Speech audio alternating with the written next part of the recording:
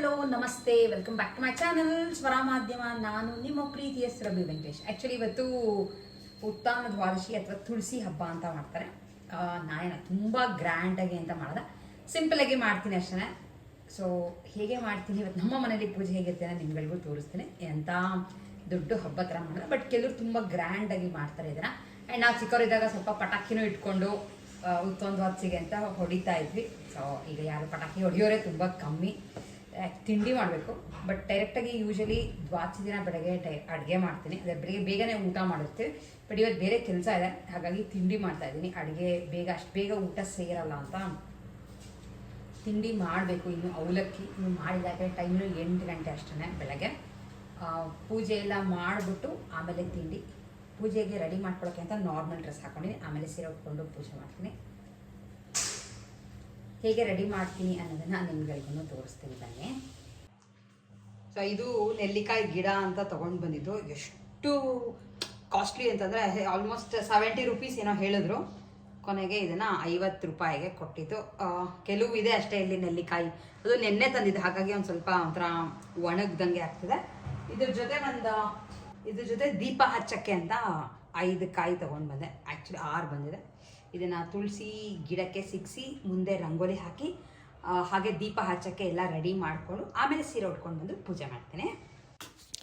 Actually ನಮ್ಮ ಬಾಲ್ಕನಿನಲ್ಲೇ ನಾನು ತುಳಸಿ ಗಿಡನ ಇಟ್ಟಿರೋದು, ಆದರೆ ಎಲ್ಲ ಬೇರೆ ಗಿಡಗಳು ಇಟ್ಬಿಟ್ಟಿರೋದು, ಅಂದರೆ ಪಾಟ್ಗಳೆಲ್ಲ ಇಟ್ಟಿರೋದ್ರಿಂದ ನಂಗೆ ತುಂಬ ಜಾಗ ಅಂತ ಸಿಗಲ್ಲ ನನ್ನ ಬಾಲ್ಕನಿನಲ್ಲಿ. ಬಟ್ ಕೆಳಗಡೆ ರಂಗೋಲಿ ಹಾಕೋಕ್ಕಿಂತ ಈ ಥರದೊಂದು ಬ್ಲ್ಯಾಕ್ ಕಲ್ಲು ರೀಸೆಂಟಾಗಿ ಗ್ರಾನೈಟು ತೊಗೊಂಡು ಬಂದು ತುಳಸಿ ಕಟ್ಟೆ ಕೆಳಗೆ ಇಟ್ಟಿದ್ದೇನೆ.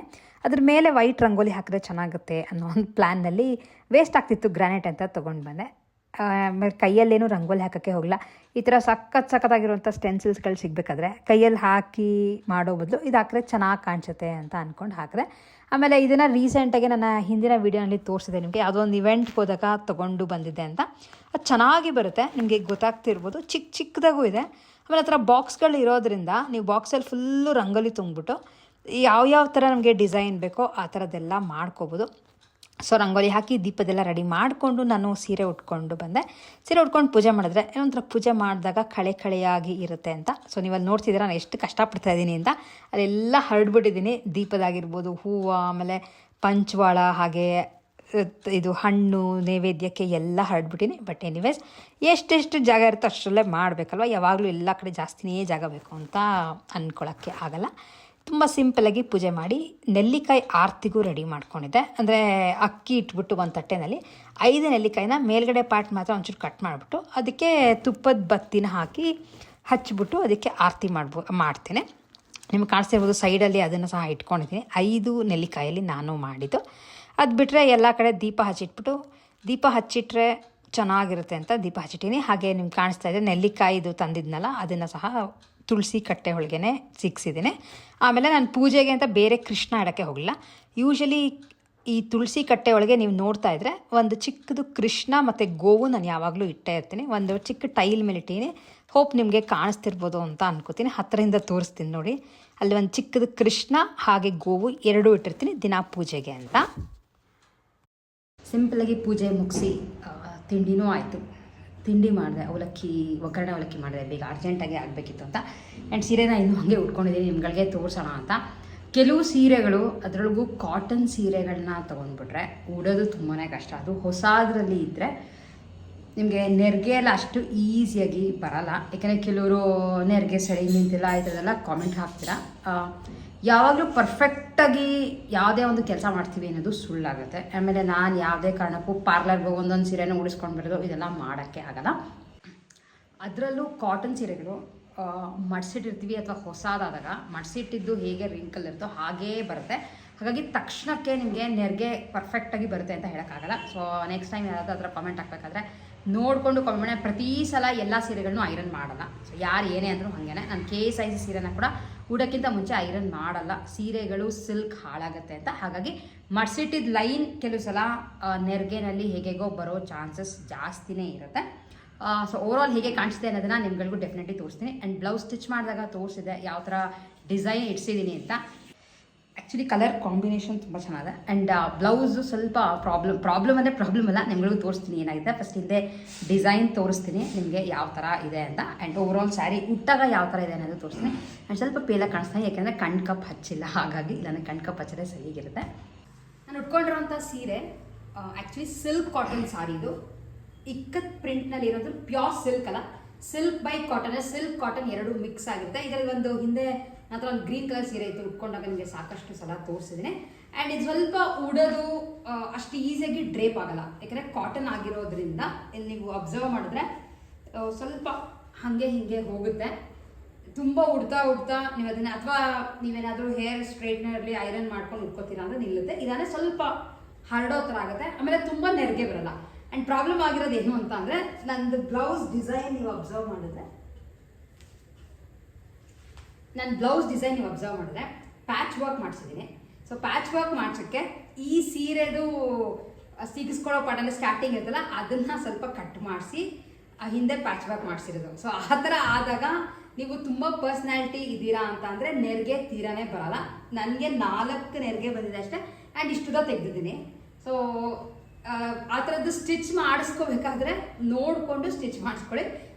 ನನಗೆ ಆದಂಥ ಪ್ರಾಬ್ಲಮ್ ನೀವು ಮಾಡ್ಕೊಬಿಡಿ, ಯಾಕೆಂದರೆ ಒಳ್ಳೊಳ್ಳೆ ಸೀರೆಗಳು ಈ ಥರ ಆಗೋದಾಗ ಥರ ನೆರಿಗೆ ಕಮ್ಮಿ ಬಂದರೆ ಚೆನ್ನಾಗಿ ಕಾಣಿಸಲ್ಲ. ಸೊ ಎನಿವೇಸ್ ನಿಮ್ಗಳಿಗೂ ಒಂದು ಟಿಪ್ ಹೇಳಿದೆ.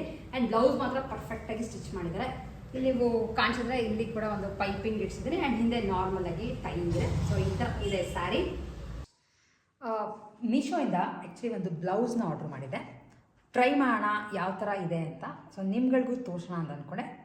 ವೈಟ್ ಹಾಕ್ಕೋಬಾರ್ದು. ಈ ನಡುವೆ ನಿಮಗೆ ಗೊತ್ತಿದ್ರೆ ಈ ಥರ ತುಂಬಾ ಟ್ರೆಂಡಿಂಗ್ ಆಗಿದೆ. ಬಟ್ ನಾನು ಈ ಥರದ್ದು ಬಟ್ಟೆ ಹುಡುಕ್ದೆ ನಂಗೆ ಎಕ್ಸಾಕ್ಟಾಗಿ ಈ ಥರದ್ದು ಸಿಗಲಿಲ್ಲ, ಹಾಗಾಗಿ ನೋಡೋಣ ಅಂತ ತರಿಸ್ಕೊಂಡಿದ್ದೀನಿ. ಸ್ವಲ್ಪ ಲೂಸ್ ಇದೆ ನನಗೆ. ನಾನು ಆರ್ಡ್ರ್ ಮಾಡಿದ ಸೈಜ್ 36 ಆರ್ಡ್ರ್ ಮಾಡಿದೆ, ಬಟ್ 36 ನನಗೆ ಲೂಸ್ ಇದೆ. ಸ್ವಲ್ಪ ಆರ್ಡ್ರ್ ಮಾಡಿಸ್ಕೊಂಡು ಆದಮೇಲೆ ನಿಮಗೆ ಹಾಕ್ಕೊಂಡು ಡೆಫಿನೆಟ್ಲಿ ತೋರಿಸ್ತೀನಿ. ತುಂಬ ಚೆನ್ನಾಗಿದೆ ಬ್ಲೌಸ್. ಬಟ್ಟೆ ಚೆನ್ನಾಗಿದೆ, ಅಂದರೆ ಹಾಕೋಬಾ ಬಟ್ಟೆ. ಲೈನಿಂಗ್ ಹಾಕಿ ಹೊಲ್ದಿದ್ದಾರೆ. ಇಲ್ಲಿ ಮಾತ್ರ ಲೈನಿಂಗ್ ಇಲ್ಲ, ಸ್ಲೀವ್ಸಿಗೆ ಮಾತ್ರ ಲೈನಿಂಗ್ ಕೊಟ್ಟಿಲ್ಲ. ಆ್ಯಂಡ್ ಸ್ಲೀವ್ಸು ಬಫ್ ಸ್ಲೀವ್ಸ್ ಥರ ಬಂದಿದೆ ವಿತ್ ಪ್ಯಾಡ್. ನಿಮಗೆ ಗೊತ್ತಾಗ್ತಿರ್ಬೋದು ಪ್ಯಾಡೆಡ್ ಬ್ಲೌಸ್ ಇದು. ಆ್ಯಂಡ್ ಹಿಂದೆ ಟೈಂಗ್ ಏನು ಟೈಂಗು ಇದೆ. ಹಿಂದೆ ಒಂದು ನಾರ್ಮಲಾಗಿ ಇರೋ ಥರ ಟೈಂಗ್ ಇದೆ, ಹಾಗೆ ಒಂದು ಬೋ ಕೊಟ್ಟಿದ್ದಾರೆ. ಸಕ್ಕತ್ತಾಗಿದೆ ಅಂತ ನನಗೆ ಅನ್ನಿಸ್ತು. ಸೊ ಈ ಥರ ಇದೆ ಬ್ಲೌಸ್. ಬೈ ಚಾನ್ಸ್ ನಿಮ್ಗಳಿಗೆ ಬೇಕು ಅಂದರೆ ಇದ್ರದ್ದು ಲಿಂಕ್ನ ನಾನು ಡಿಸ್ಕ್ರಿಪ್ಷನ್ ಬಾಕ್ಸ್ನಲ್ಲಿ ಹಾಕ್ತೀನಿ, ನೀವುಗಳು ಪರ್ಚೇಸ್ ಮಾಡ್ಬೋದು. ರೇಟ್ ಅರೌಂಡ್ 300-350 ಕೊಟ್ಟೆ ಅಷ್ಟೇ. ಅಷ್ಟಕ್ಕೆ ಇಷ್ಟು ಚೆನ್ನಾಗಿರೋ ಬ್ಲೌಸ್ ಸಿಕ್ತು ನನಗೆ. ಈ ಪೋರ್ಷನ್ ಸರಿ ಇದೆ, ಬಟ್ ಈ ಸುತ್ತಳತೆ ಸ್ವಲ್ಪ ಲೂಸ್ ಆಗಿದೆ. ಸೊ ನೀವು ನೋಡಿಕೊಂಡು ಸೈಜ್ ತರಿಸ್ಕೋಬೋದು. ನನಗೇನೋ ತುಂಬ ಇಷ್ಟ ಆಯಿತು ಈ ಬ್ಲೌಸ್. ಇದನ್ನು ಹಾಕ್ಕೊಂಡು ನಿಮ್ಗಳಿಗೂ ಡೆಫಿನೆಟ್ಲಿ ನೆಕ್ಸ್ಟ್ ವಿಡಿಯೋನಲ್ಲಿ ತೋರಿಸ್ತೀನಿ. ಸೊ ಈ ಥರ ಇದೆ. ಯಾವ್ದಾರ ಒಂದು ಕಾಟನ್ ಸಾರಿಗೆ ಹಾಕ್ಕೊಳ್ಳೋಕ್ಕೆ ತುಂಬ ಚೆನ್ನಾಗಿರುತ್ತೆ ಅಂತ ಇದನ್ನು ತರಿಸ್ಕೊಂಡಿದ್ದೀನಿ. ಬೈ ಚಾನ್ಸ್ ಬೇಕಿದ್ರೆ ನೀವುಗಳು ಆರ್ಡರ್ ಮಾಡಿ ತರಿಸ್ಕೋಬೋದು. ಸೊ ಸಂಜೆ ರೆಡಿಯಾಗಿ ಮತ್ತೆ ಆಚೆ ಹೋಗ್ತಾಯಿದ್ದೀನಿ. ಆಚೆ ಅಂದರೆ ನನ್ನ ಫ್ರೆಂಡ್ ಮಂಟಿ ಅರ್ಶಿನ ಕುಂಕುಮಕ್ಕೆ ಅಂತ ಕರೆದಿದ್ರು. ಕೆಲವರು ಈ ಹಬ್ಬನ ಆ್ಯಕ್ಚುಲಿ ಗ್ರ್ಯಾಂಡಾಗಿ ಮಾಡ್ತಾರೆ, ತುಳಸಿ ಹಬ್ಬ ಅಥವಾ ತುಳಸಿ ಮದುವೆ ಅಂತ. ನಾನು ನಾರ್ಮಲಾಗಿ ಮಾಡೋದಷ್ಟೇ, ಯಾರನ್ನೂ ಏನೂ ಕರಿಯೋಕ್ಕೆಲ್ಲ ಹೋಗಲ್ಲ. ಬಟ್ ಅವ್ರು ಕರೆದಿದ್ರು ಅಂತ ರೆಡಿಯಾಗಿ ಹೋಗ್ತಾಯಿದ್ದೀನಿ. ಸಿಂಪಲಾಗಿ ಒಂದು ಶಿಫಾನ್ ಜಾರ್ಜೆಟ್ ಸ್ಯಾರಿನ ಉಟ್ಕೊಂಡಿದ್ದೀನಿ. ಯಾಕೆಂದರೆ ಡ್ರೇಪ್ ಮಾಡ್ಕೊಳ್ಳೋದು ಈಸಿ ಅಂತ. ಇದು ನನಗೆ ಗಿಫ್ಟ್ ಕೊಟ್ಟಿದೆ. ಸೊ ನನ್ನ ಮದುವೆನಲ್ಲಿ ಗಿಫ್ಟ್ ಕೊಟ್ಟಂಥ ಸ್ಯಾರಿ ಇದು. ತುಂಬ ಚೆನ್ನಾಗಿದೆ. ಅದಕ್ಕೆ ಇದನ್ನು ಆಚೆ ಹಾಕೋಕ್ಕೆಲ್ಲ ನನಗೆ ಇಷ್ಟ ಆಗಲ್ಲ. ಈ ಥರ ಸೀರೆಗಳು ಸಕ್ಕತ್ತಾಗಿ ಕೂತ್ಕೊಳ್ಳುತ್ತೆ. ಸೊ ಈ ಥರ ಇದೆ, ಕ್ಲೀನಾಗಿ ಕೂತ್ಕೊಳ್ಳುತ್ತೆ. ಇಲ್ಲಿ ಮಾತ್ರ ಈ ಥರ ಇಷ್ಟಾಗಲ್ಲ ಬಾರ್ಡರು. ಅಂದರೆ ಚಿಕ್ಕದು ಇಲ್ಲಿ ನಿಮಗೆ ಕಾಣಿಸ್ತಾ ಇದ್ದರೆ ಲೇಸ್ ಥರ ಬಾರ್ಡರ್ ಬಂದಿದೆ. ಅದಕ್ಕೆ ಮೇಲೆ ಈ ಥರದ್ದು ಪ್ರಿಂಟ್ಸ್, ಅಂದರೆ ಫಾಯಿಲ್ ಪ್ರಿಂಟು. ವಾಶ್ ಮಾಡೋದು ಪ್ರಿಂಟ್ ಏನೂ ಹೋಗಿಲ್ಲ, ವಿತ್ ಬ್ಲೌಸ್ ಸ್ಟಿಚ್ ಮಾಡಿಸ್ಕೊಂಡಿದೆ. ಆ್ಯಂಡ್ ಸಿಂಪಲಾಗಿ ರೌಂಡ್ ನೆಕ್ ಅಷ್ಟೇ. ಸೊ ಈಗ ಹೋಗ್ತಾ ಇದ್ದೀನಿ. ಹೋಗಿ ಬಂದಮೇಲೆ ಅಡುಗೆ ಮಾಡಬೇಕು. ಸಾಕಷ್ಟು ಕೆಲಸ ಇದೆ. ನಾರ್ಮಲ್ ಹೋದೆ ಏನಾದರೂ ಒಂದು ಸ್ವಲ್ಪ ಹೊತ್ತು ಮಾತಾಡಿಕೊಂಡು ಕೂತ್ಕೊಳ್ಳೋ ಹಂಗೆ ಆಗುತ್ತೆ. ಸೊ ಎನಿವೇಸ್ ಹೋಗಿ ಬಂದು ಮತ್ತೆ ನಿನ್ನ ಮೀಟ್ ಮಾಡ್ತೀನಿ.